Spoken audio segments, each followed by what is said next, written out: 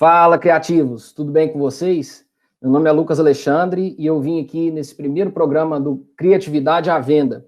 Eu queria começar o programa apresentando essa iniciativa, que eu acredito que vai funcionar como um tipo de mentoria de carreira para muita gente aí, uma mentoria de carreira para pessoas criativas. Vou trazer muita gente legal aqui para explicar um pouco sobre das suas profissões, o que fazem realmente, porque, por exemplo, meus pais acham que eu conserto computador, por exemplo, então já não sou uma boa referência para isso. Mas isso é natural, porque por ser uma profissão muito nova, então a gente vai aprendendo como que vai funcionando, vai aprendendo na marra, né? Até quem já é formado não sabe bem como fazer, né? Como fazer para ganhar dinheiro nessas profissões. Quando você fala que você vai ser designer, seu pai fala, não, faz outra coisa, vai ser engenheiro, vai ser médico. Por quê? Porque já são profissões consolidadas. E o nosso papel aqui vai ser falar um pouco mais sobre essas profissões novas e essas profissões criativas que relativamente não dão dinheiro.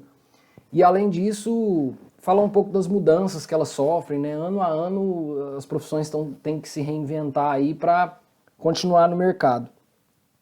Então, antes da gente começar, eu queria pedir para vocês se inscreverem no canal, curtir, ativar as notificações, para ajudar para que esse canal vá para frente e ajudar a gente a produzir muita coisa bacana aqui.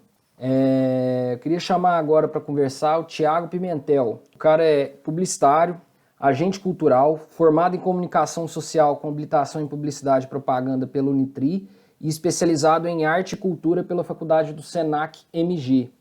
Mestre em artes pela Universidade Federal de Uberlândia, passagem pelo curso de teatro da Universidade Federal de Uberlândia também e habilitado pela SATED há mais de 10 anos no segmento artístico, tendo além de trabalhos autorais, participações junto a vários grupos teatrais da cidade. Paralelamente atua como redator publicitário, na prestação de serviços voltado à criação de conteúdo e roteiros audiovisuais.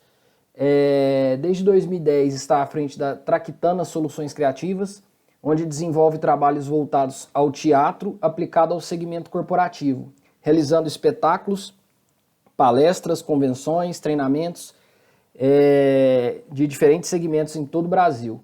Então esse cara é o bicho, cara. Vamos receber aí com muita gratidão por ter aceitado esse nosso convite, Thiago Pimentel. Lucas, obrigado. Olá, galera do canal, pessoal que está chegando aí, se juntando nessa iniciativa. Achei muito interessante, achei muito válido. É sempre muito bom a gente ter espaços para poder compartilhar ideias, né? Compartilhar vivências, compartilhar histórias, causos, né? Na sala de aula a gente faz muito isso.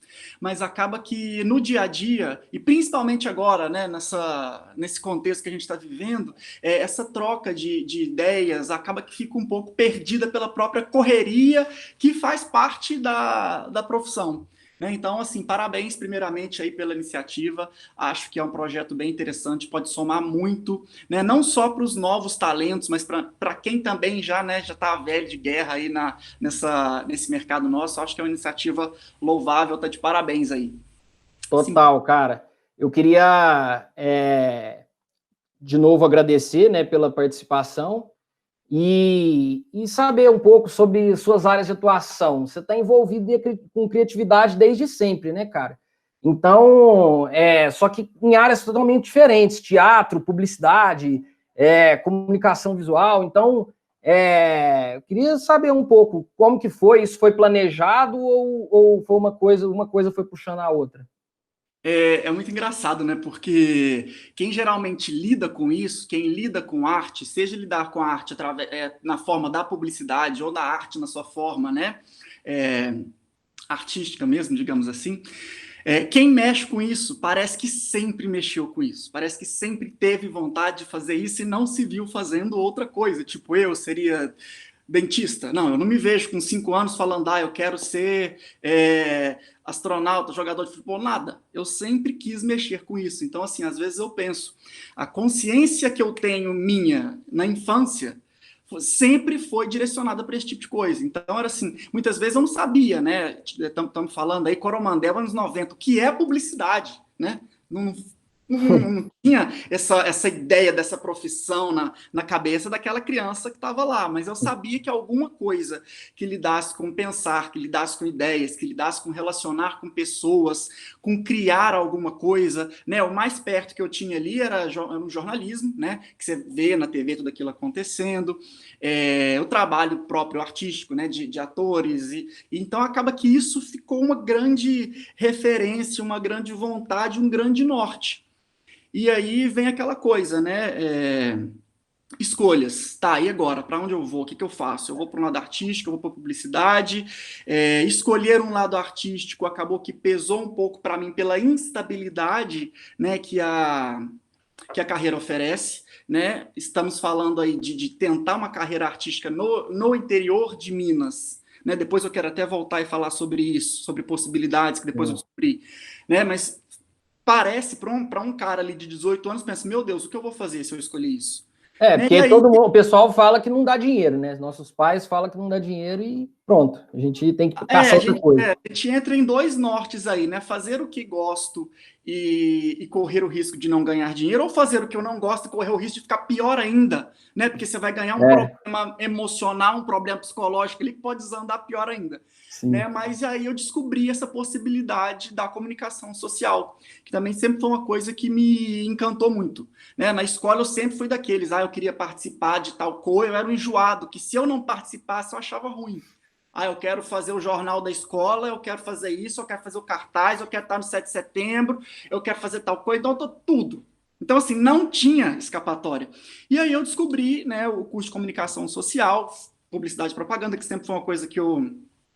Né, que assim, encanta muito, né, esse mundo, né, para quem está fora, que não sabe, olha, tem perrengue, olha, tem problema, olha, não é só essa maravilha da gente gravar vídeo com muita grana, com um negócio criativo, bonito, você vê a coisa na rua pronta, não é só isso, né, mas... E como eu sempre fui uma pessoa que gostei muito de escrever, eu logo me descobri ali na redação. Então, no segundo período, eu já estava dentro de uma agência de propaganda. Então, assim, eu nunca trabalhei com outra coisa que não fosse isso. O teatro, como é que entrou o teatro na sua vida? O teatro sempre esteve. O teatro sempre esteve. Ele sempre foi a base de tudo. E, assim, eu costumo falar que todo mundo que passou na minha vida, em algum momento, teve envolvido com o teatro comigo. Em algum momento a pessoa teve que dar uma ajuda, a pessoa teve que dar uma força, a pessoa teve que participar de algum jeito. Na faculdade de publicidade fizemos teatro, montamos um grupo de teatro, nossos trabalhos envolviam teatro sempre. Né? Não tem jeito. Quando você foi mordido por esse bichinho aí, acabou. Mas eu sempre desenvolvi como meio que um hobby. Mesmo, foi muito, muito hobby. Até então eu era redator publicitário, né? Estava muito focado nisso. Da redação também veio a necessidade de me adaptar enquanto profissional de planejamento, né? A agência não tinha essa pessoa específica, acabou que isso meio que se tornou um pouco, né, por um tempo, uma característica do nosso mercado, né, de alguns profissionais de criação que foram migrando para a área de planejamento, né, que não bastava mais ser criativo, a gente tem que saber organizar as ideias, planificar isso, ver isso a longo prazo, não adianta só ter aquela coisa de, nossa, eu crio, minhas ideias são geniais, tá, como é que isso funciona num cronograma? Como que isso resolve um problema? Ainda mais com o advento agora das redes sociais, da internet em si, né? O nosso trabalho antes começava quando a gente... terminava quando a gente colocava alguma coisa na rua. E aí acabou, tava livre, né? Acabou, tava livre. Passa pro próximo. Traz um outro outdoor aí pra gente fazer. O que tem que vender? Agora nosso trabalho começa quando sai alguma coisa, né? Você solta qualquer comunicação na área digital aí, você precisa metrificar, mostrar pro seu cliente se deu certo ou não. Quem que viu, hoje em dia a gente consegue fazer tudo isso, né? Não, muitas vezes eu já não tinha nem ideia, né? Soltou ali, acabou. Se tiver bonito, bem impresso, tá. Não, e assim, a gente não tinha nem ideia até do próprio cliente, não chegava isso para os criativos, né? Vendeu, deu certo? Como é que tá? Que deu certo ou não deu? A gente ficava sempre... não tinha jeito nem de, às vezes, melhorar aquilo que já foi feito, né? Porque você não sabia se deu certo ou não, você ia fazendo, ia provando pelo gosto do cliente, pelo gosto pessoal do cliente, né? Se o cliente continuasse na agência, era sinal de que deve estar funcionando, deve estar bom. Isso. Aí você fala, nossa, deu tudo errado, desandou. Exatamente. E será que isso tem alguma coisa a ver com o glamour que a publicidade tinha antigamente? Como que você pontua desse glamour da publicidade? Ainda tem, Então, não tem, mudou? se a gente for pegar essa base aí de falar do glamour, enquanto glamour mesmo, eu acho que a gente vai entrar naquele universo Mad Men lá nos 70, anos 80, que é quando o publicitário, essa verve criativa toda, colocava esse profissional num patamar de uma celebridade. Né? E aí surgiram também esses grandes nomes da propaganda mundial, nacional e tudo mais. Mas eu acredito que mudou, e eu acho que essa mudança é um pouco inevitável. Eu acredito que você, né, nós não vivemos esse glamour, nós vivemos um tempo de vacas gordas, Isso. de vacas bem gordas. Né? Se a gente for pensar que antigamente uma conta boa, ela ficava com 1, 2 agências locais. Hoje, uma conta boa, ela está dividida em 6 agências. Tem a agência que vai fazer o on, tem a agência do evento, tem a agência que faz só estratégia, tem a agência que faz a mídia, tem a agência que cria. Né? Então, assim, fragmentou-se muito toda a verba. Né? E, ao mesmo tempo, também o cliente evoluiu, o consumidor evoluiu, aquele patamar que o publicitário ficava, meio que de dono da verdade, de dono de todas as métricas, do rei da pesquisa, do dono da estratégia toda, acaba que isso foi diluído. Né? O cliente passa a ser muito mais antenado, todo mundo tem muito mais acesso à informação, então, assim, tudo precisou ser reinventado. Estamos falando de verba, estamos falando de estrutura, estamos falando muitas vezes, né, é chato falar isso, mas estamos falando até de ego, também do próprio publicitário que teve que dar uma baixada na bola. Né? Se você for ver, antigamente cobrava-se um valor gigantesco para a criação de uma marca. Claro, tem o seu valor de forma... tá aí, isso é inquestionável. Mas hoje, se um cara que não liga muito para essas coisas, né, quiser fazer um caminho mais fácil ali, quiser pagar $50 para um freela do Canadá, fazer para ele, faz. Então, assim, mudou muito. Nós vivemos uma época muito... Né, de produções muito grandes de vídeo, de convenções muito grandes, de incentivo, de não sei o quê, de uma coisa que não vai existir mais hoje, que não tem-se mais tempo para fazer, que não tem mais dinheiro para fazer e que muitas vezes não tem até mais profissionais interessados em viver a vida de forma tão dedicada a uma agência igual era antigamente. Pois é, cara, eu saía da agência 11 horas da noite todo dia, eu não imagino como que é, hoje eu não conseguiria fazer isso mais. Então, isso era glamourizado. E isso era uma coisa que nunca entrou na minha cabeça. Era muito do tipo assim, o legal de ser publicitário é você ficar numa agência até 11 horas da noite. Nossa, publicitário tem que ter barriga de pizza, publicitário tem que comer pizza 3 horas da manhã. Quantas vezes eu já fiz revisão de coisa caindo em cima da mesa 4 horas da manhã? Então, assim, não fazia sentido. Hoje em dia, essa nova geração aí, né, eu sei, nós somos, existe uma diferença de geração, né, a gente é um pouco mais calejado. Novos profissionais, muitas vezes, não aturam nem 50% do que a gente aturava. Não. Às vezes, uma crítica mais pesada que a gente sofria, hoje o cara fala, quer saber? Não gostou? Tchau, obrigado, vai embora. Né, então, assim... mudou muito a forma, o contato também entre si, entre as agências, entre as pessoas da agência, né? Porque antigamente tinha disso, já vivi isso, de diretor de criação gritando com a pessoa, né? Vai fazer isso hoje. Também. Eu penso, né? Então, assim, eu penso que se a gente for ressignificar essa palavra glamour, eu acho que o que a gente ganha? A gente ganhou em liberdade, a gente ganhou em autonomia, a gente ganha em tecnologia, né? Cada um... Eu posso ser uma agência hoje se eu quiser, posso me virar e fazer tudo. Acredito muito no profissional plural. Obviamente, né? Especializações são muito válidas, mas eu acho que dependendo do caso, o profissional plural ele pode sim resolver muito problema de cliente de uma forma muito ágil, né? Não vamos ficar endeusando, idealizando tudo, a agência ideal, totalmente de ver. Eu acho que isso não passa a não fazer mais tanto sentido. E eu acho que o glamour da profissão hoje também ganha um toque muito importante quando a gente pensa na importância do nosso papel de fala, no que a gente tem para falar para as pessoas, né? De sermos mais conscientes, de sermos mais responsáveis, de lidarmos mais com essa necessidade de busca, de igualdade, de fazer um mundo melhor e não só ter essa profissão que quer vender, que quer poluir e que seja muitas vezes vista com maus olhos. Pois é. Precisa, esse glamour vai para esse lado. Pois é, e tinha um glamour também, e eu acho que a remuneração não era tão boa da época, não. Eu lembro que eu assim, não poderia reclamar muito de salário, mas não era lá essas coisas, não. Os donos de agência que ganhavam muito dinheiro. Acho que as contas ficavam ali nas 2, 3 agências que você comentou, e eles ganhavam muito dinheiro. Mas você acha que... E o profissional? Você acha que hoje ele está ganhando mais? Existe como metrificar, o profissional júnior ele tem que ganhar até tanto, o sênior até tanto? Existe isso ou é uma coisa mais livre? Porque eu vejo, hoje não tem muito uma regulamentação de salário, quanto que a pessoa não sabe nem como negociar quando vai numa entrevista de emprego, por exemplo. Então, eu acho que não existe esse parâmetro. Enquanto categoria, a classe é um pouco frágil. Né? Não tem aquela coisa de lutar pelos direitos de que se o cara é júnior com experiência até tantos anos, ele tem que ganhar no mínimo tanto. Se o cara é sênior, ele tem que ganhar no mínimo tanto. Eu acho que isso não existe. Vai muito da colocação do cara, do networking do cara. Networking é uma coisa muito importante. A indicação é uma coisa que conta muito, que pode valer muitos R$1.000 na contratação do cara ali, né? E aí a gente entra no outro aspecto também, que antigamente tinha aquela coisa, né, da carteira assinada e tudo mais. Hoje, todo mundo, a grande maioria dos profissionais, a grande maioria das contratações, a pessoa é PJ.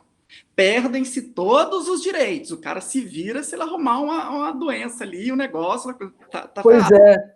Mas ele pode ganhar mais e com isso ele se torna o próprio gestor dessa carreira dele aí, né? Vai muito da capacidade da pessoa em se colocar, em se apresentar, e principalmente a galera que está entrando agora, a pessoa já quer entrar ganhando R$5.000. Né? E mal sabem que, eu, por exemplo, eu entrei trabalhando de graça. Pois é. Eu trabalhei de graça muito tempo e feliz da vida de estar trabalhando de graça, porque eu sabia que eu precisava aprender. Isso, então, assim, de graça? Era de graça, mas quem estava ganhando? Eu também estava. Isso. Né? Era uma troca que você via um sentido, né? Não era um de graça. Nova. A pessoa nunca teve experiência. Não vou não, vai pagar R$1.000. Espera aí. Já está te pagando pelo menos o seu passe de ônibus, o seu almoço. Então vamos com humildade na parada? Vamos aprender? Exatamente. A pessoa pode ser muito boa de operação. Vamos falar, por exemplo, pegar um exemplo aí de direção de arte. A pessoa pode ser muito boa para operar um Photoshop, um design, uma coisa, mas assim, ela consegue aplicar isso numa ideia, ela consegue fechar isso num conceito, ela consegue captar a mensagem que o redator quis escrever e dividir isso visualmente para ficar atrativo, para passar a mensagem certa. Ela consegue trabalhar em grupo. Isso é só experiência, isso você não aprende na faculdade. Não aprende na faculdade, vai aprender sozinho. Então, muitas vezes, assim, quem está começando agora, aproveita que palavra é essa, começo, né? E abaixa a cabeça um pouquinho, porque a estrutura que existe é essa, né? É esse começo bem lento até se chegar em algum objetivo maior, salarial, de colocação e tudo mais aí.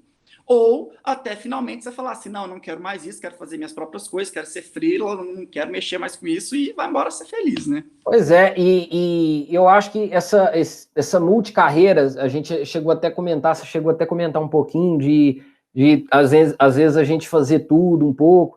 Eu vejo isso acontecendo muito, cara, assim, eu acho que o modelo de negócio mudou. Eu acho que eu trabalhava numa agência, acho que você também... a agência tinha 100 funcionários, era uma coisa de louco, assim, cada um fazia um negócio, era uma estrutura muito grande, às vezes, e hoje, às vezes, você consegue com 10 pessoas fazer o mesmo. Eu acho que, sem brincadeira, cara, com 10 pessoas, com as ferramentas que a gente tem hoje, de automação, de muita coisa, a gente consegue atingir até mais gente. Não, então, assim, não tinha por que continuar daquele modelo, não tinha. Era um privilégio para mim, por exemplo, enquanto redator, poder escrever um texto, passar para o revisor e falar assim, revise. Minha parte está feita. É um alívio, né? Assim, é uma responsabilidade dividida muito maior. Essas estruturas enxutas, elas demandam muito mais dedicação de todo mundo, muito mais foco de todo mundo. A gente estava até comentando, né, antes dessa questão de home office, né? Equipes pequenas, agora em home office, aí sim que ninguém desliga nunca mais. Então, total. é uma dedicação muito maior que demanda mesmo. Eu tô vendo, cara, assim, eu só fico preocupado com uma coisa, por exemplo, as universidades soltam muitos profissionais muito capacitados, mas para onde que esses profissionais vão? Então, o mercado regional é complicado, né, cara? Que hoje em dia o mercado que a gente tinha está migrando um pouco para as empresas de tecnologia, até agora redatores estão contratando redatores para empresas de tecnologia, diretores de arte estão virando designer UI UX, ou você muda o jeito, aprende coisas novas, ou eu acho que está fadado a ficar desempregado ou tocar outra coisa, né? Não, eu acho que a gente aprendeu que o publicitário tem que ficar na agência. E o publicitário, por si, ele é multicultural, ele é multifunções, ele é várias coisas. Então, acho que é fragmentar isso também, é pensar que o publicitário não precisa estar dentro de uma agência. O publicitário pode estar dentro de qualquer lugar, porque a função dele é comunicar, a função dele é falar com as pessoas, eu acho que ele pode estabelecer isso em qualquer lugar. Então, assim, conheço muita gente que está em empresa de tecnologia, né? E foi assim, todo mundo indo uma vez para poder fazer isso. Estão fazendo o trabalho exatamente como, né, aquela coisa, a essência da direção de arte, não sei o quê? Não sei. E a gente não precisa ser saudosista nesse ponto, né? Porque essa coisa agora de entender o usuário, de experiência do usuário, de interação com o usuário, é um novo, né? Então eu acho que é um descortinar de coisas muito interessante, muito desafiador para a gente que viveu um antes, que a gente viveu um offline pesado. Sim. Né? Depois a gente, então tá, vamos ser online. Não, agora é o tal do omnichannel, agora é o tempo inteiro, agora é tudo acontecendo ao mesmo tempo. Então, assim, quem está entrando agora nessa época em que, olha, não vamos pensar mais on e off, vamos pensar integrado, tá muito mais fácil. Porque você já começa pensando todo. A gente teve que aprender aprender o outro e agora aprender, né, a juntar os dois para poder sobreviver e nessa nova estrutura ver o que sobra para cada um. E eu acredito que, voltando um pouco, né, no seu questionamento, que as pessoas estão buscando, os profissionais que saem das faculdades estão buscando sim autonomia e estão buscando muito não trabalhar para terceiros. Sabe, eu acho que as pessoas estão descobrindo frentes. Olha, eu vou ser fotógrafo, eu vou ser filmmaker, eu vou ser social media, eu vou fazer eventos por minha conta, sabe? Eu acho que estão se descobrindo nesse caminho, né? E daí também falando em relação ao que você tinha dito de ter essas empresas de tecnologia, uma coisa que existia, né, quando a gente pensa muito anos 90 e traz agora, são as houses, né, que estão voltando aí com força muito grande, também estão absorvendo muitos profissionais, né, e que antes as houses eram muito mal vistas. E hoje acaba que essa premissa caiu um pouco por terra, por quê? Pela agilidade, pela compreensão do negócio, pela proximidade, né? Então, assim, acaba que as houses também se reinventaram, né?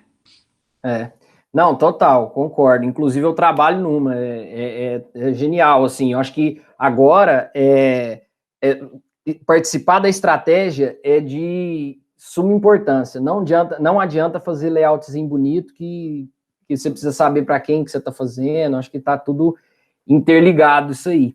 Mas então, cara, falando sobre mudanças, a gente está falando muito sobre mudanças de carreira, grana. Você acha que tá dando para ganhar mais grana agora? Depende muito. Né, eu acho que as empresas estão mais abertas, mais propensas a entender a necessidade de anunciar, a entender a necessidade de uma estratégia, a entender a necessidade de fazer uma comunicação bem elaborada e não só um layout bonitinho, um post de Dia das Mães, um post de Natal. Eu acho que nesse sentido nós temos possibilidades de ter mais clientes. Né? E a partir do momento que nós também estamos mais conectados, temos mais tecnologia, nós podemos gerar mais negócios. Então, eu acho que, de certa forma, existe uma abertura maior. Né? Cada um que tiver ali um pouquinho, uma dosezinha de cara e coragem, obviamente, talento, estratégia, está tudo embutido ali, para ir bater na porta de um cliente, se apresentar e falar, olha, eu sou um profissional freelance, eu trabalho assim, tal, tal. Eu acho que existe um bom caminho para essa pessoa poder se dar bem, entendeu? Era essa a pergunta. Não, era um pouco, e puxando isso que você falou, eu queria até, para a gente trocar uma ideia aqui, uma coisa que eu vi funcionando muito, que funcionou para mim, é transformar o serviço em produto. Eu acho que a gente tem que saber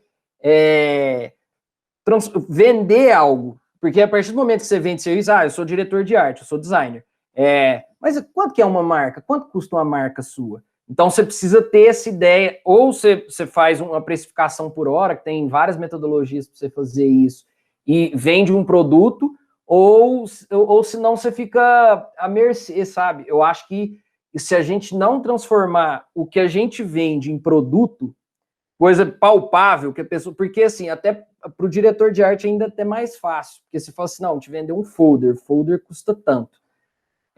Mas em tudo eu acho que a gente vai ter que começar a transformar, porque eu vejo muito, eu tenho uma frase do Pedro Cardoso que eu gosto muito, que o brasileiro, ele compra um apartamento de R$1 milhão, compra achando bom, beleza, mas acha muito caro um pintor cobrar R$5 mil para pintar o apartamento de R$1 milhão dele. Então, assim, se o pintor vende algo, outra coisa que não seja pintura, ele compra com mais facilidade. Agora você fala, não, eu vou pintar seu apartamento, ele... Então a gente tem que ser menos pintor de apartamento, eu acho. Assim, eu queria deixar essa... A gente tinha muito disso, né? O pessoal da criação ficava trancado dentro da criação, não tinha a menor ideia, nem preocupação com negociação, com nada. Eu tinha pânico de reunião, eu detestava, falava assim, Thiago, você vai ter que ir na reunião apresentar. Para mim já tinha acabado a semana, né? Eu não queria ter contato com o cliente de jeito nenhum. E hoje eu amo participar de uma reunião, porque é uma oportunidade muito boa de você apresentar as ideias, de você entender o cara, de você vender de uma forma melhor, né? Isso que você falou é muito importante. E é uma das habilidades que estão nesse pacote de transformações profissionais que eu acho que são necessárias, né? Não adianta só operar um software, não adianta só escrever bem. Você tem que ter esse networking. Tendo networking, você tem que saber vender, você tem que saber entregar, você tem que saber defender a sua ideia, né? Você tem que ter o pacote completo ali, porque senão não adianta, né? Não vai uma ideia guardada no seu computador ali no arquivo, ela pode ser linda, né? Mas como que você leva isso para frente? E assim, eu acho que a galera, não sei se você concorda, mas eu acho que esse profissional liberal que surgiu no mercado, ele precisa fazer a sua carteira de clientes fixa para depois ter autonomia de falar não para projetos que ele entende que não é para ele pegar. Eu falo muito isso, que sem grana, bicho, você vai aceitar R$50 para fazer um texto. Agora, é o meu pensamento. O que você acha disso? Nossa, você tocou num ponto bem interessante, né? Porque, de um lado, a gente tem aquilo que a gente vai falar de prostituição no mercado. Né? De um lado, a gente tem, assim, uma agência que está cobrando R$250, sei lá, R$500, vamos jogar R$500 para fazer um post bem elaborado, dentro de um conceito estratégico, né? Tudo certinho ali, metrificado e tal. De outro, eu tenho a pessoa que está começando agora e que vai precisar desses R$50. É realmente uma questão assim de peso, de equilíbrio, que eu não sei te falar. Por um lado, a gente entende necessidades, mas por outro, a gente fica puto quando a gente descobre que tem alguém que está oferecendo uma coisa de forma tão barata que vai deseducar o mercado, vai deseducar o cliente. Por mais que tenhamos a tabela Sinapro, né, de precificação, a gente sabe que aqui é uma coisa totalmente livre, é uma coisa assim, né? Que o pessoal joga 70% de desconto em cima de uma de uma tabela que deveria ser seguida, enfim, temos uma série de questões.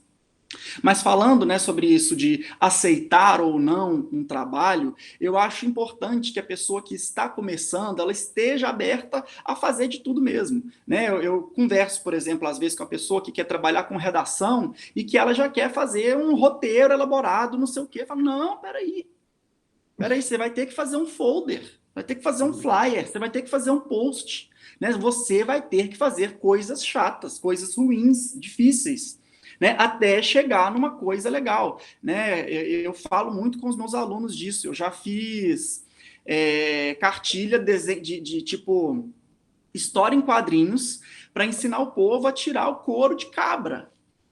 Né? Então, assim, eu já fiz coisa muito bizarra. Já fiz um book de carne de cavalo para ser importado para a China. Né? Então, assim, já fiz coisa muito louca, coisa muito bizarra.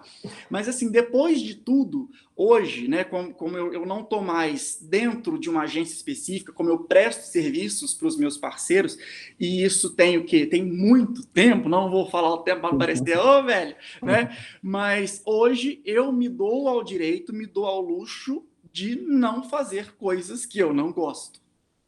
Né? Então, assim, não faço. Se eu achar assim, olha, isso vai me dar dor de cabeça, isso vai me dar canseira, isso eu não vou fazer com prazer, eu não faço. Eu passo para outro, porque tem quem goste, tem quem queira, tem quem esteja disponível.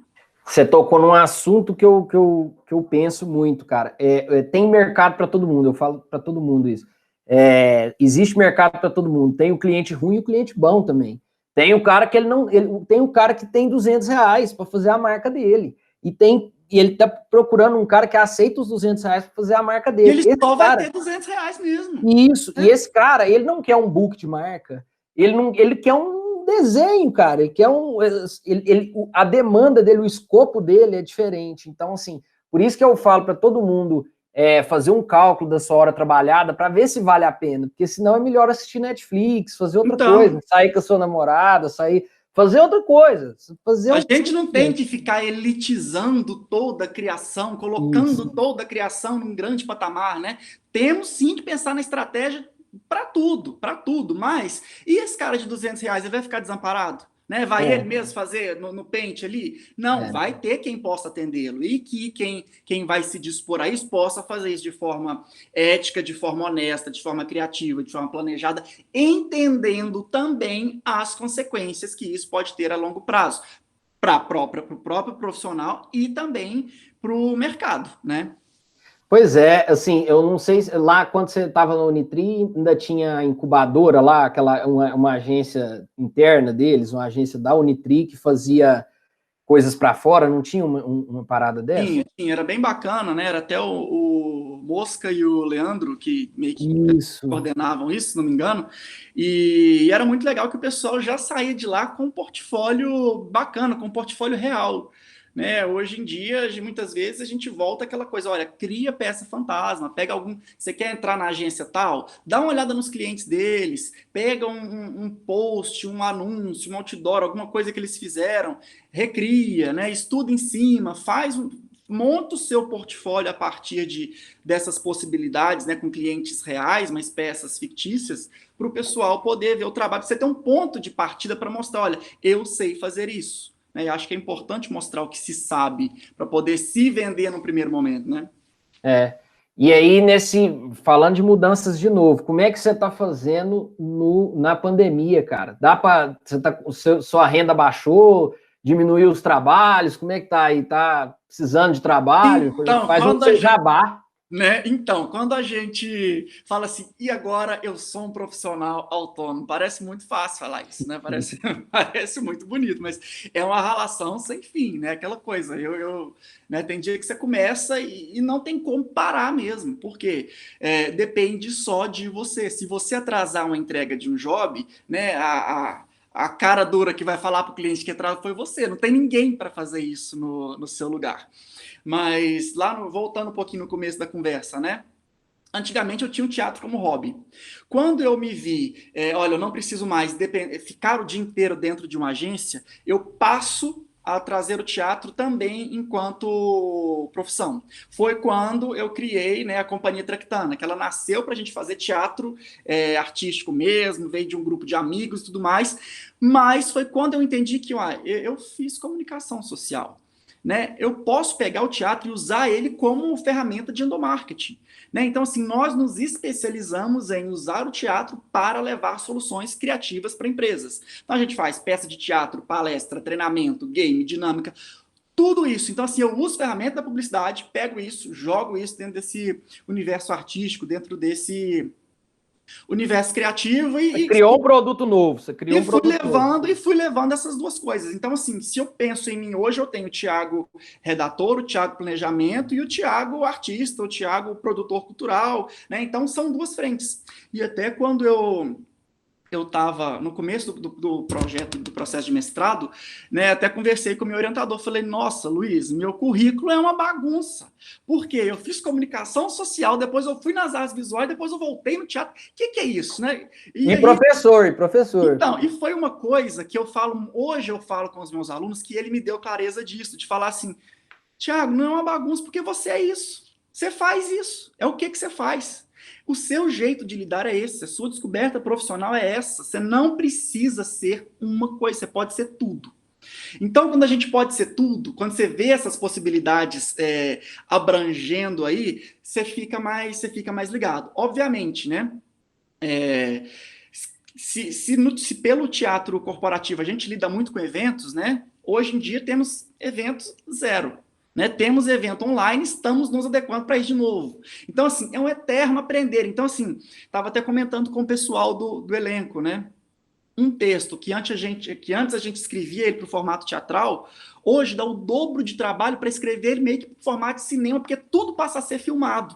Né? Então, assim, a gente está vendendo o que a gente fazia, quase que como curtas-metragens para as empresas poderem exibir esses treinamentos ao vivo, online, enviar por WhatsApp, enviar por e-mail, estamos trabalhando no formato de vídeo. Né? Se for pensar na parte de redação publicitária, começamos a escrever roteiro também para essas lives que estão acontecendo. Então, assim, é um trabalho junto com os parceiros de descoberta que não para o tempo todo. Tive uma ideia para isso, vamos fazer isso. Ah, tá, a festa junina tá chegando. Vai ter festa junina presencial? Não. O que dá para a gente fazer? Isso. Ah, vamos fazer uma entrega assim. Então, assim, nós estamos sempre... Né, buscando ver como que faz para manter um patamar financeiro ali, né? Porque não adianta desesperar. A situação é essa. Então, assim, lidamos com criatividade. Vamos ter que dar um jeito nisso, vamos ter que sair dessa. Claro, tem altos e baixos. Tem dia que você acorda e você pensa, meu Deus, que saudade de fazer uma coisa presencial, que saudade de ir no lugar, que saudade de uma reunião, né? Entrar numa reunião 9 horas da manhã, sair de lá 1 hora da tarde, saudade disso. Né? Claro que tem perda demais. A gente estava, inclusive, quando tudo começou, no dia fatídico, a gente estava prestes a entrar em cena. Estava tudo pronto. Pessoas maquiadas, decoradas, prontas. O evento foi cancelado na hora. Que loucura, tá? Né? Mas, assim, é claro, tem um risco gigantesco, né? Estamos perdendo negócios por um lado, mas eu acho que em algum momento, quando tudo isso passar, eu tenho muito preguiça desse termo novo, normal, morro de preguiça disso. Né? Até alguém postou alguma coisa muito interessante, falando desses terminhos da publicidade, não suporto mais isso. Não, olha, eu fiz muitos vídeos emocionais para essa época, confesso que fiz muito, graças a Deus que fiz, mas é uma coisa que hoje eu não suporto mais ver. Eu acho assim, passou, tá? Entender uma mensagem, né? As marcas têm que agir de forma transparente, têm que se posicionar, têm que manter sua relevância social, têm que mostrar sua preocupação, tem que ter esse toque positivo, mas eu, sinceramente, tô farto. Estou bem cansado de mensagem motivacional nesse período. Mas, assim, resumindo, né? Resposta gigante. Não, mas é isso mesmo. Pode soltar o verbo aí. Eu acho que tá todo mundo em risco financeiro, mas o risco financeiro não é nada se a gente for comparar a um risco de vida que seria muito maior. Né? Então, acima de qualquer coisa, tá a responsabilidade de cada um mesmo, né? E ter essa consciência de que alguns dias vão ser mais difíceis que os outros mesmo. Né? Esses dias eu fui até... eu ia até estava fazendo uns vídeos de humor, né? E pensei, meu Deus, como é difícil, né? Que tem dia que eu tava assim, nossa, não tá bom, não tá legal. E fazer vídeo de humor quando a cabeça não tá bem, você fala, meu Deus, isso é quase né? Quase um espancamento cerebral ali. Mas vamos focar no trabalho, vamos focar no que tem que fazer. Né? Porque enquanto eu estou trancadinho aqui dentro de casa, ou fazendo as reuniões online, ou até mesmo no estúdio ali, cercado com todos os cuidados possíveis, tá tudo bem, tá tudo ótimo. Né? Então, assim, tá corrido, tá estressante, tá desgastante, não tem hora para parar? Não tem hora para parar. Mas que seja sim. E esse não é o novo normal. Esse não é o novo normal, porque o normal é o normal. Né? Eu acho que não vamos idealizar que não.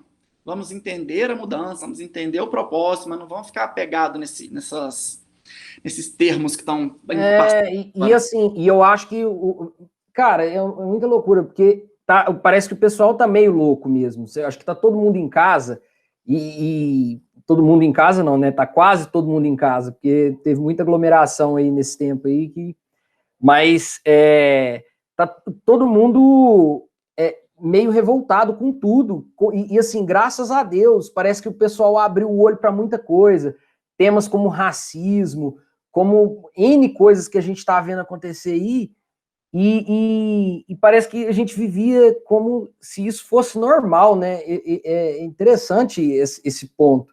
Parece que o pessoal está tendo tempo para pensar nas coisas que fazia, como fazia, se era realmente para fazer mesmo. O que você acha?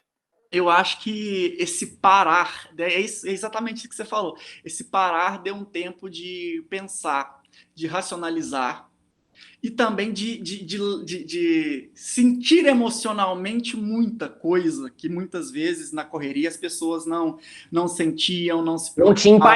Não tinha empatia pela outra pessoa, às vezes. Não ligavam para isso, né? Então, eu acho assim que nós estamos numa montanha-russa emocional gigante, né? Ao mesmo tempo que socialmente a gente está podendo abordar questões muito relevantes, né, em relação a igualdade, igual você falou. Outro caso que vem, outra questão muito importante que surgiu também, que veio à tona de uma forma muito relevante agora, né? Não que não fosse antes, mas que agora tá muito forte, muito pesado, a questão da violência doméstica, né?